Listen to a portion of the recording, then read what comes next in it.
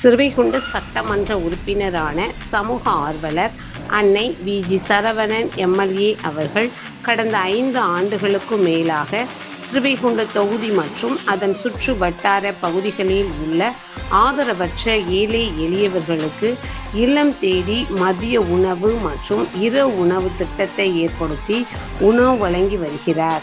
இந்நிலையில் தமிழக வெற்றிக் கழகத்தின் ஐம்பெரும் கொள்கை தலைவர்களுள் ஒருவரான சமூக ஆர்வலர் அஞ்சலை அம்மாளை கொள்கை தலைவராக அறிவித்ததன் ஏற்பால் தமிழக வெற்றிக் கழகத்துடன் இணைந்து தமிழகத்தின் நிரந்தர முதல்வர் திரு சி. ஜோசப் விஜய் அவர்களின் ஆசியுடன் கழக பொதுச் செயலாளர் அண்ணன் புஸ்ஸி என். ஆனந்த் அவர்களின் வழிகாட்டுதலின் படியும் 23/5/2026 அன்று